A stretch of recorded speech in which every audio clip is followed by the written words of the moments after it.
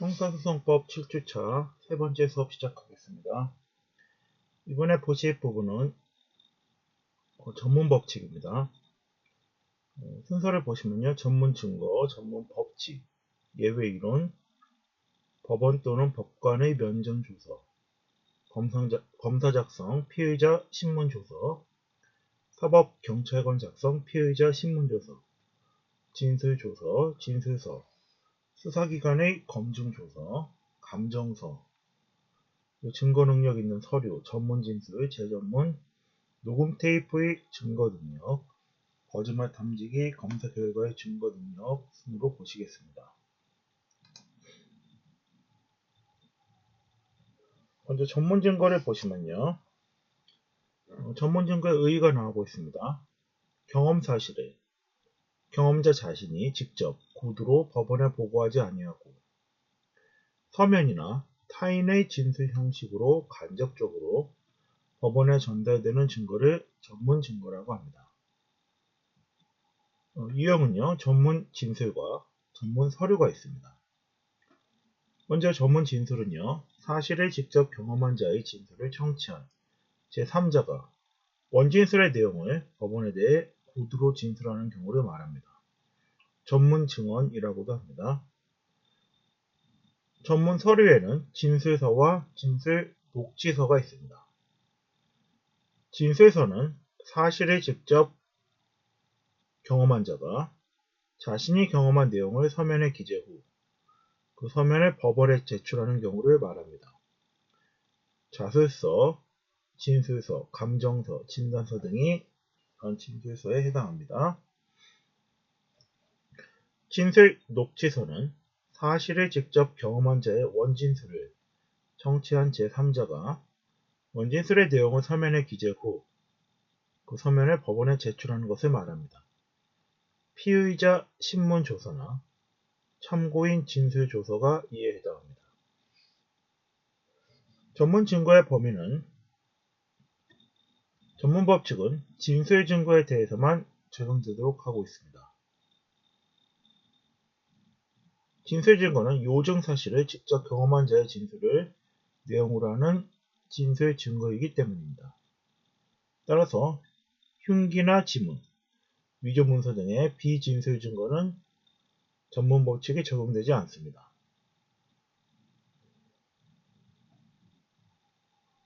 증거가 전문 증거이냐, 원본 증거이냐는 요증 사실과의 관계에 따라 결정이 되게 됩니다. 원 진술자의 진술 내용의 사실 여부가 요증 사실로 된 경우에만 전문 증거가 되며 원 진술의 존재 자체가 요증 사실인 경우 전문 증거가 아닙니다.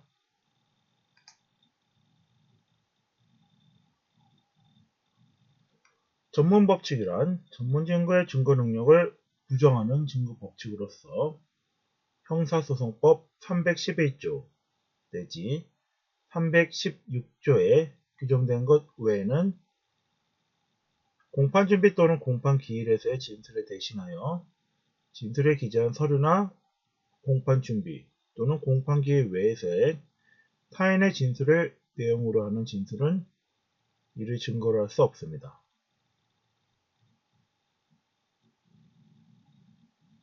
증거 능력이 인정되지 않는 전문 증거는 사실 인정의 자료로 사용될 수 없으며 증거조사도 허용되지 않습니다.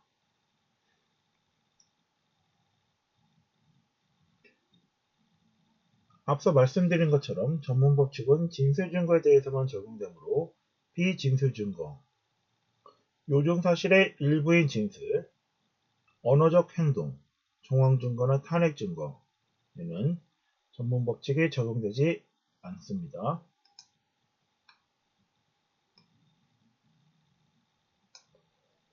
전문법칙의 예외 이론으로서 311조에서 316조까지 규정되어 있습니다. 311조에는 법원, 법관의 면전조서, 검증조서, 증거 보존 절차, 증인 신문 절차 작성한 조서가 해당합니다. 312조 1항에 검사 작성 피의자 신문조서, 피고인이 진정 성립을 인정하는 경우와 부정하는 경우, 사법경찰관 작성 피의자 신문조서, 4항에서 검사 또는 사법경찰관 작성 참고인 진술조서, 5항에서 검사 또는 사법경찰관의 수사 과정에서 작성한 진술서, 6항에서 수사기관 작성의 검증조서 예외에 해당합니다. 313조에서 사인 작성 진술서나 녹취서, 감정서,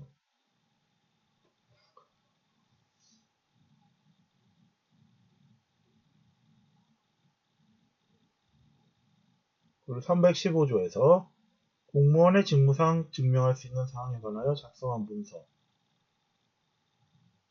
업무상 필요로 작성한 통상문서 등이 규정되어 있습니다. 이러한 것들이 전문 법칙의 예외에 해당하겠습니다.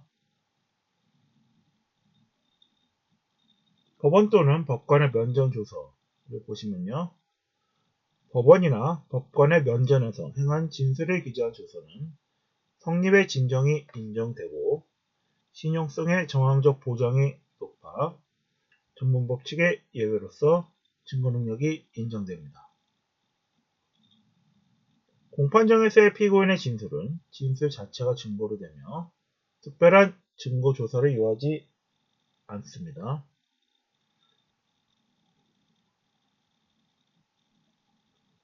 공판준비 또는 공판기일에서 피고인 아닌 자의 진술을 기재한 조서, 즉 이때 피고인이 아닌 자에는 증인, 감정인은 물론 공범자나 공동피고인도 포함이 됩니다.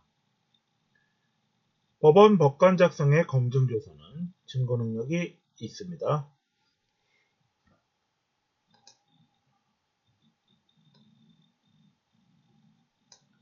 검사 작성 피의자 신문조서와 관련하여 검사가 작성한 피의자 신문조서가 증거 능력을 받기 위해서는 적법한 절차와 방식에 따라 작성된 것이어야 합니다. 즉, 형식의 진정 성립이 인정되고 검사에 의한 작성과 참여자 그리고 피의자 신문조서의 작성 방법에 따라 이루어져야 합니다. 피고인이 진술한 내용과 동일하게 기재되어 있음이 공판준비 또는 공판기일에서의 피고인의 진술에 따라 의해 실질적 진정 성립이 인정되어야 하고 피고인이 조서의 성립의 진정을 부인하는 경우 그 조서에 기재된 진술이 피고인이 행한 진술과 내용상 동일하게 기재되어 있음을 영상 녹화물, 기타 객관적 방법에 의해 증명되어야 합니다. 조서에 기재된 진술이 특히 신빙할 수 있는 상태에서 행해졌다는 것이 증명되어야 합니다. 특히 신빙할 수 있는 상태라 함은 신용성의 정황적 보장과 같은 의미로서 진술 내용이나 조서의 작성에 허위가 개입할 여지가 없고 진술 내용의 신빙성이나 임의성을 담보할 구체적이고 외부적인 정황이 있을 것을 요합니다. 이런 특히 신용할 수 있는 상태, 특히 신빙할 수 있는 상태에 대한 거정 책임은 검사가 지도록 하고 있습니다. 그러면 검사가 작성한 피의자 신문조서의 증거 능력과 관련된 영상 자료를 보시도록 하겠습니다.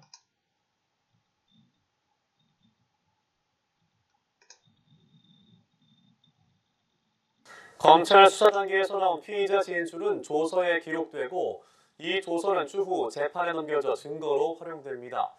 그런데 검사가 작성한 조서의 증거 능력을 제한하는 법 개정안이 이르면 8월부터 시행될 전망인데요.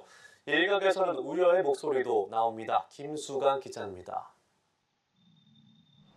그동안 검찰이 작성한 진술조서는 피고인이 법정에서 그 내용을 부인해도 조사 과정에 문제가 없다는 점이 입증되면 유력한 증거로 활용됐습니다. 하지만 이르면 오는 8월 개정된 형사소송법이 시행되면 변화가 생길 수 있습니다. 형사소송법 개정안에는 당사자의 동의가 있어야만 검찰 조서를 증거로 채택할 수 있게 하는 내용이 담겼습니다. 다만 이 조항에는 4년의 유예기간이 단서로 달렸습니다.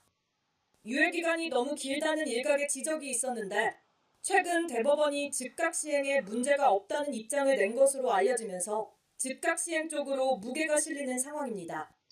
법조계는 대체로 개정안의 방향 자체에는 공감하는 분위기입니다. 판사가 직접 법정에서 원고와 피고의 공방을 들으며 판단하는 이른바 공판 중심주의에 부합하는 제도 개선이라는 겁니다. 다만 우려의 목소리도 작지 않습니다. 실제로 변호사들은 무죄 판결이 많아질 수 있다고 전망했습니다.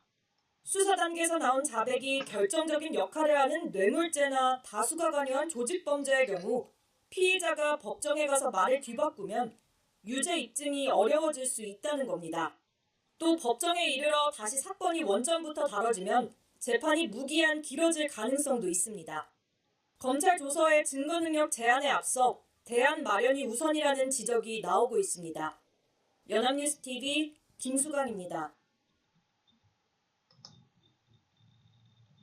네, 다음은 사법경찰관 작성 피의자 신문 조서에 대해 살펴보도록 하겠습니다.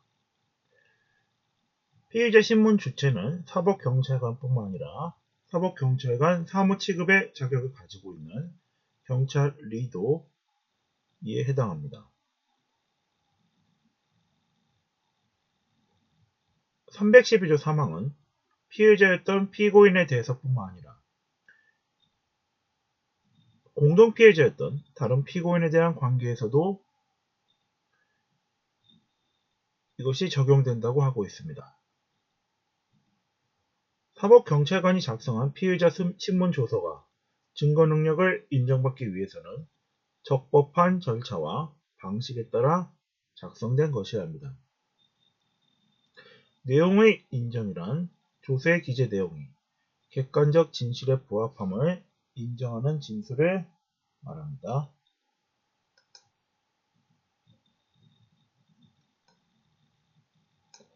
진술 조서를 보시면요. 검사 또는 사법경찰관 작성 진술 조서가 증거 능력을 인정받기 위해서는 적법한 절차와 방식에 따라 작성된 것이어야 합니다.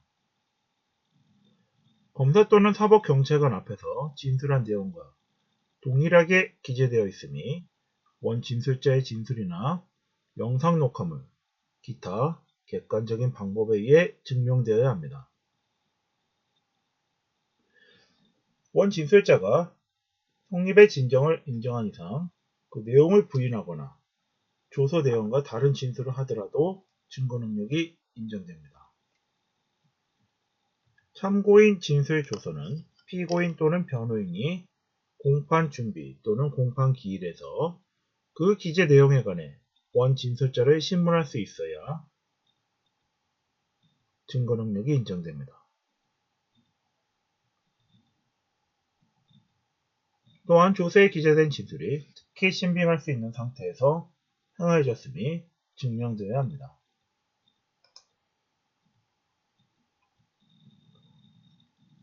진술서와 관련하여 진술서란 피고인, 피의자 또는 참고인이 스스로 자기의 의사, 사상, 관념 및 사실관계 등을 기재한 서면을 진술서라 합니다. 진술서는 피의자, 피고인, 참고인이 작성 주체라는 점에서 법원이나 수사기관이 작성 주체인 진술조서와는 구별이 됩니다.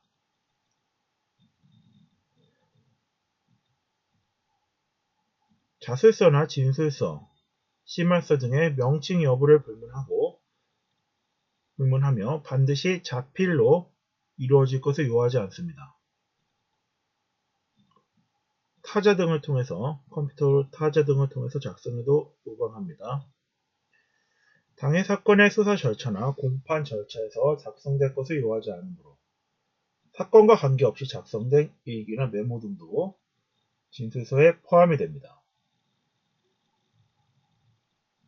작성자 또는 진술자의 자필이나 서명 날인이 있어야 하며 공판 준비나 공판 기일에서의 작성자 또는 진술자의 진술에 의해 그 성립의 진정이 증명된 때에 한하여 증거 능력이 있습니다.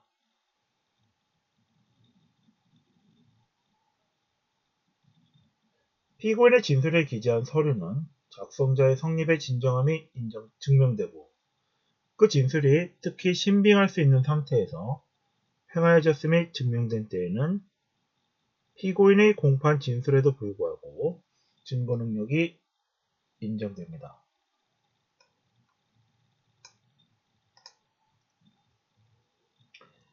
수사기관의 검증조서는 검사 또는 사법경찰관 작성 검증조서가 증거 능력을 인정받기 위해서는 적법한 절차와 방식에 따라 작성되어야 합니다. 공판 준비 또는 공판 기일에서의 작성자의 진술에 따라 성립의 진정함이 증명된 때는 증거로 할 수 있습니다. 이때의 작성자라 함은 검증조서를 작성한 검사 또는 사법경찰관을 말합니다.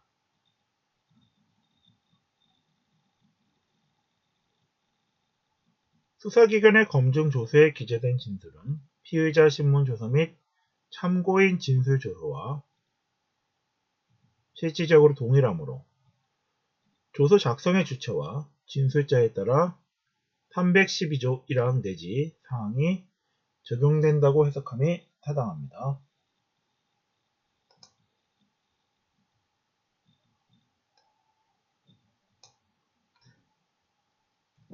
피고인의 진술은 피고인의 지위에서 행하여진 것을 졌음을 요하지 아니하고 피의자, 참고인, 기타의 지위에서 행해진 것도 피고인의 진술에 포함됩니다. 피고인은 당해 피고인만을 의미하므로 공동피고인이나 공범자는 피고인에 해당하지 않습니다. 따라서 316조 제2항의 피고인 아닌 자에 해당합니다. 공소 제기 전 피고인을 피의자로 조사하였거나 조사에 참여했던 자를 포함하여 제3자라 합니다. 피의자를 조사하였거나 조사에 참여했던 경찰관이 피고인의 수사 과정에서의 진술에 관해 증언할 경우 특히 신빙할 수 있는 상태가 증명이 되면 증거 능력이 인정됩니다. 피고인의 원 진술이 특히 신빙할 수 있는 상태에서 행해진 경우에 한하여 증거 능력이 인정됩니다.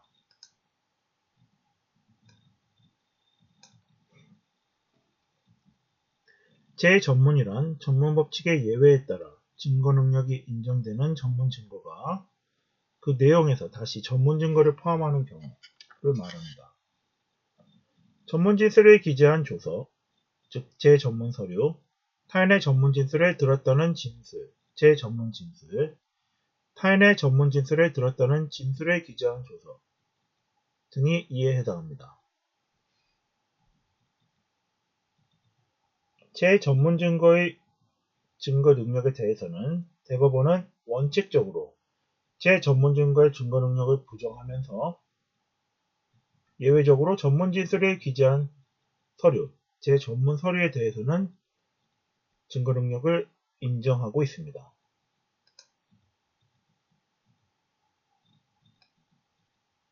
녹음 테이프의 증거 능력과 관련하여 녹음 테이프에 사람의 진술이 녹음되어 있고 그 내용의 진실성이 증명의 대상으로 되는 경우 증거 능력이 문제됩니다. 진술 녹음은 진술에 대신하는 서류와 기능이 동일하므로 전문 증거에 해당합니다. 전문 증거에 해당하므로 전문법칙이 적용되며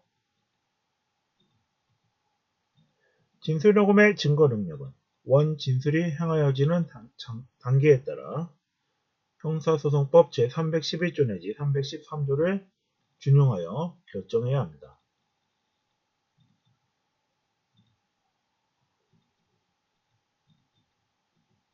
검사가 피의자 진술을 녹음한 경우 형사소송법 제312조 제1항, 2항의 성립의 진정이 인정되어야 합니다.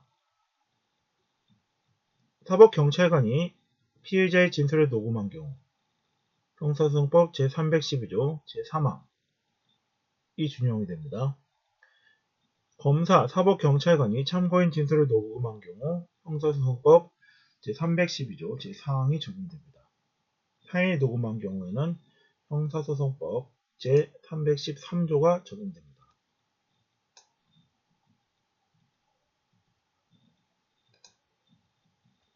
통신비밀보호법은 타인 간의 대화만을 규제하고 있으므로 대화의 일방 당사자가 상대방과의 전화통화 내용을 비밀리에 몰래 녹음하는 것은 통신비밀보호법의 규제를 받지 않습니다. 당사자의 동의가 있는 경우에는 통신비밀보호법의 규제를 받는 감청에 해당하지 않으며 이때의 당사자는 통신인과 수신인 모두를 포함하는 개념을 말합니다. 따라서 송신인, 수신인 모두의 동의를 받지 않고 일방의 동의만 있는 경우 동의가 있다고 할 수 없으므로 통신비밀법상의 규제를 받게 됩니다. 그럼 이와 관련한 영상자료를 보시겠습니다.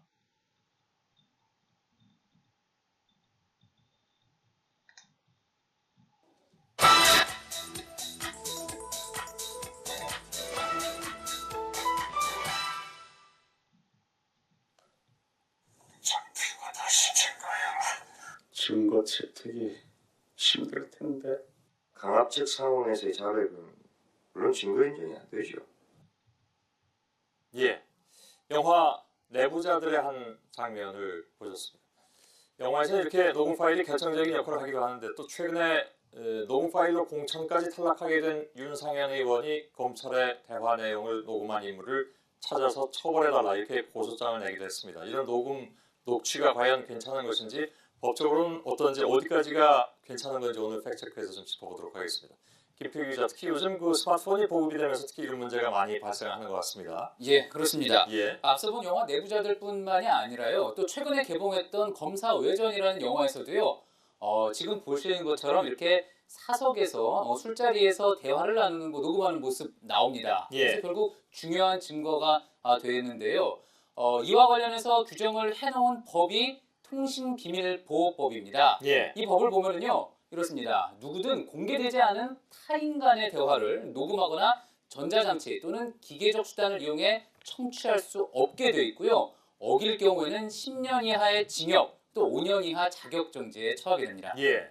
여기 법조문에 나와 있는 타인 간의 대화에 이렇게 강조점을 주었잖아요. 예, 저게 사실 중요한 거죠? 그렇습니다. 예. 예, 그래서 이제 통비법상에서 타인 간의 대화 녹음하면 안 된다고 했던 이 부분, 그래서 이제 대화 참여자 중에 만약에 녹음한 사람이 있다 그러면은 불법이 아닌 겁니다. 예. 그래서 조금 전에 봤던 영화처럼요, 본인이 그 대화 장소에 있어서 녹음을 했다 그러면 불법이 아닌 거죠. 예. 그렇다면요, 미리 상대방에게 동의를 구할 필요도 없고요. 나중에 또 이게 법정으로 갔을 때 법적인 효력도 있습니다. 본인이 그 대화에 참여했을 경우에 그렇습니다. 윤상현 의원이 예, 윤상현 의원의 경우는 근데 좀 이야기가 다릅니다. 예. 아니 기사를 통해서 알고 계시겠지만 이 경우에는 윤 의원이 이제 다른 사람과 전화 통화를 하고 있는 내용을 옆에 있던 전혀 관계없는 인물이 녹음을 한 거였죠. 예. 그 대화 당사자가 녹음을 한 게 아니기 때문에 분명히 불법 녹음이고요. 예. 또 고소 대상도 되는 겁니다.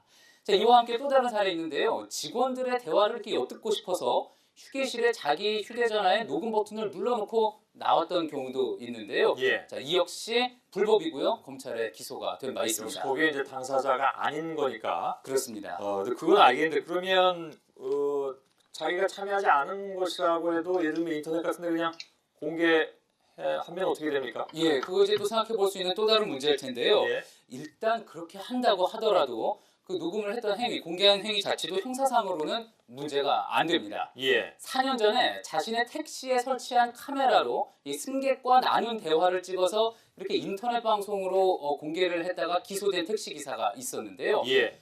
통비법 상으로는 무죄 판결을 받았습니다. 예. 그러니까 조금 전에 말씀드렸던 것처럼 기사 본인도 대화에 참여했기 때문인 건데요. 예. 다만 이게 형사상으로 그렇다는 얘기고 민사상으로는 얘기가 좀 달라져서요.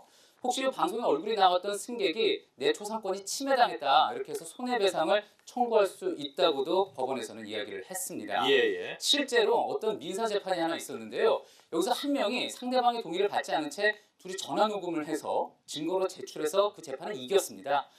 그러자 이제 상대방이 내 음성권이 침해됐다고 해서 맞소송을 걸면서 300만 원 위자료를 물게 된 경우도 있었습니다. 예.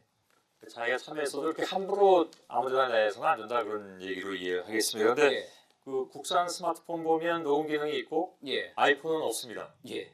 그거 좀 달라서 그런가요, 나라별로? 예, 법적인 배경을 좀 봐야지 되는데요. 예. 지금 보시는 것처럼 이제 왼쪽이 아이폰 통화 중 화면이고요. 오른쪽이 갤럭시 폰의 통화 중 화면입니다. 예. 보시는 것처럼 갤럭시 폰에만 녹음 버튼이 있는데요.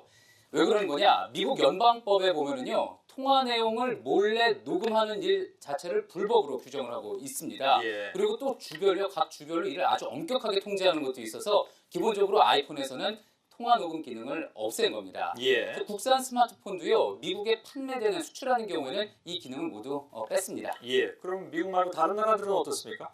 삼성전자와 LG전자에 이 부분에 대해서 문의를 했습니다. 예. 그랬더니 휴대전화에서 통화 녹음 기능을 달아서 유지를 해서 판매하는 곳은 한국을 비롯해서 일본, 중국, 인도, 브라질, 러시아 이렇게 6개국이라고 얼마 합니다. 안 되는군요. 예, 그러니 예. 대화 중 통화 중 녹음을 허용하는 게 전 세계적으로 일반적인 상황은 아닌 건데요.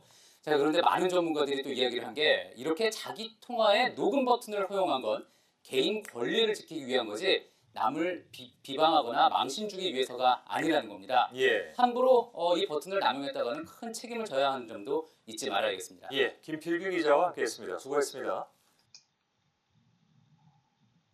네, 거짓말 탐지기 검사 결과의 증거 능력을 보시겠습니다. 거짓말 탐지기 검사 결과는 피검사자의 동의가 있는 경우에 한하여 임의수사로서 허용이 됩니다. 동의가 있는 때에는 증거 능력이 있다는 견해와 부정된다는 견해가 있습니다. 판례는 일정한 요건이 충족되지 않는 한 증거 능력이 없으며 요건이 모두 충족된 경우에도 진술의 신빙성을 가늠하는 정황증거로서의 기능을 함에 그친다고 보고 있습니다. 증거 능력이 인정되는 경우 검사 결과 보고서는 감정서의 성질을 가지므로 형사소송법 제313조 제2항에 따라 증거 능력을 인정할 수 있습니다. 거짓말 탐지기를 사용하여 얻은 피의자의 자백이 증거 능력이 있는가에 대해서는 피검사자의 동의가 있는 경우에 증거 능력을 인정할 수 있다고 할 것입니다.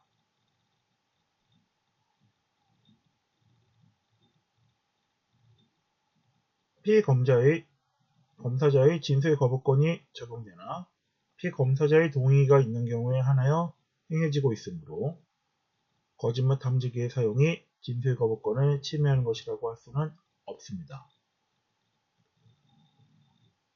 증거 능력이 없는 경우 유죄의 증거를 자료로 삼을 수 없으나 진술의 신빙성을 판단하는 탄핵 증거로 사용하는 것은 가능하다고 할 것입니다.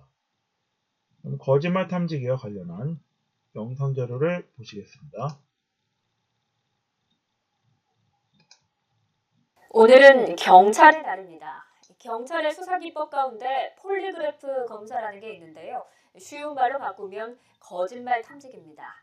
예능 프로그램에서도 자주 등장해서 연예인들이 재미로 속마음을 알아보기도 하는데요. 그런데 실제 수사에서도 많이 활용되고 있다고 합니다. 이승배 기자가 직접 체험해봤습니다. 지난해 말 전남 순천시에 있는 한 사무실에 누군가 불을 질렀습니다. 작정한 듯 휘발유를 뿌리고 방충망에는 까불면 죽는다는 글까지 남겼습니다. 사장과 다퉈 사이가 좋지 않았던 종업원이 의심이 갔지만 객관적인 증거는 없었습니다. 그 범행 장소를 촬영하고 있는 CCTV도 없었고 마스크와 그다음에 모자, 신분을 가리는 걸 착용하고 있어서 결정적인 단서는 거짓말 탐지 검사에서 나왔습니다. 검사를 받다가 용의자가 자신이 불을 질렀다고 실토한 겁니다. 얼마나 압박감이 심한지 실제 검사처럼 직접 체험해봤습니다. 단순히 손만 대는 게 아니라 네, 아니오로 대답하는 질문을 통해 눈동자 움직임과 심장 박동 등을 종합적으로 점검합니다. 거짓말로 대답을 해봤는데 고스란히 그래프로 표시됩니다. 이 거짓말한 부분에 대해서요 다시 반응이 확실히 올라온 게 보이게 됩니다. 그리고 나서 다시 다음 진실한 대답을 했을 때 반응이 정상으로 다시 내려가는 모습을 보여줄 수 있겠습니다. 실제 수사에서도 생각보다 많이 활용됩니다.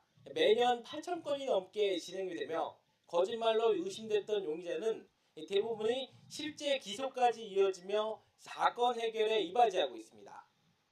직접적인 증거 능력은 없지만 수사 초기 단계에서 수사 방향을 설정을 해주고 또한 자칫 미궁에 빠질 수 있는 사건에서 사건 해결을 기여할 수 있는 역할을 하기 때문에 갈수록 그 효용성이 증가하고 있습니다. 자격증을 딴 경찰관은 전국에 130여 명, 최근 들어 인기를 끌고 있는 범죄 심리 분석관과 더불어 또 하나의 과학수사 기법으로 주목받고 있습니다. YTN 이승배입니다.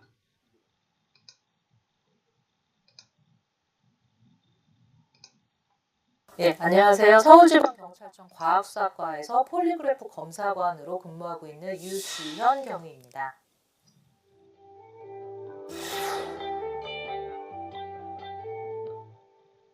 살아있는 사람이라면 누구나 자율신경계에 의해서 여러 가지 신체 반응이 나타나게 되어 있는데 이제 이를 이용한 검사로서 검사관이 어떤 사실을 확인하는 질문을 할 때 그 질문에 답변하는 순간에 일어나는 신체 반응을 폴리그래프 검사 기계를 통해서 측정함으로써 그 사람의 진술의 진위 여부를 판단하는 검사 기법입니다. 같은 거고요. 예전에는 이제 허언 탐지 검사, 거짓말 탐지 검사라고 부르긴 했는데 실제 이 검사의 목적이 진실을 말을 하고 있는데 물증이 없어서 본인의 결백을 입증하지 못하는 분들을 위해서 그분들의 혐의를 벗겨드려서 용의선상에서 제외하는 것이 제일 목적이기 때문에 좀 더 중립적인 폴리그래프 검사라는 명칭으로 몇 년 전에 바꿨습니다. 작년에 지금 전국에서 10,000여 건 이상 검사가 시행이 됐고요. 지역별로 편차는 조금씩 있을 수 있지만 검사를 요청하는 건수가 지금 현재 늘어나고 있기 때문에 앞으로도 이제 검사 건수 자체는 계속 늘어날 추세라고 볼 수 있습니다.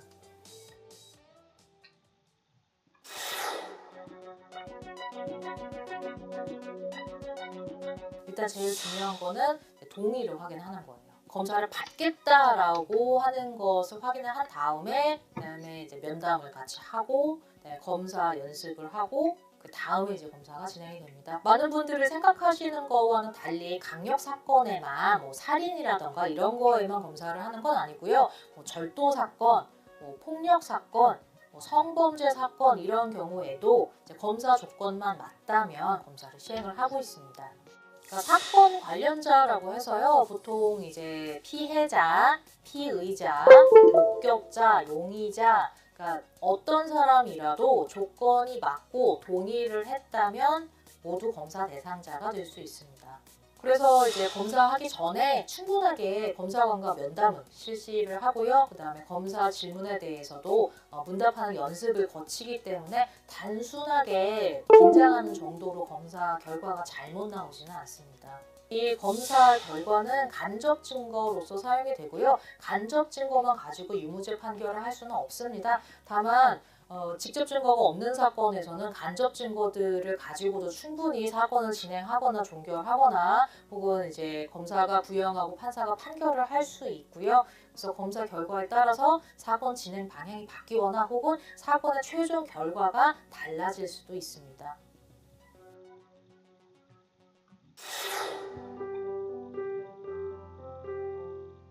사람을 상대로 하는 일이기 때문에 돌발 상황이 발생을 하기도 해요. 갑자기 이제 검사를 받는 사람이 울기도 하고 화를 내기도 하고 그다음에 물어보는 말에 대답을 안 하기도 하는데 이제 저 개인적인 이제 돌발 상황에 대처하는 법은 얼굴에 당황했다는 표시가 안 되는 겁니다. 이제 제가 당황을 하면 검사를 받는 분이 당황을 하거나 혹은 이 검사관을 믿을 수 없겠다. 라고 얕보는 경우가 생기기 때문에 이제 표정 관리를 상당히 잘 하려고 노력을 하는 편이에요. 일단은 경찰관으로서 같은 소양이라고 생각을 해요. 뭐 강한 체력과 강한 정신력, 유머 감각도 있으면 좋고요. 그리고 이제 자기 일에 자부심을 가지고 이제 끊임없이 노력하고, 그다음에 제일 좋은 거는 자기 업무에 실증내지 않고 업무 자체를 즐기는 그런 자세라고 생각합니다. 최신 기법을 계속 공부를 하고 다른 검사관들하고도 교류를 하면서 이제 아까 말씀드렸던 것처럼 체력과 정신력을 유지하는 방향으로 해서 계속 노력을 해 나가려고 합니다.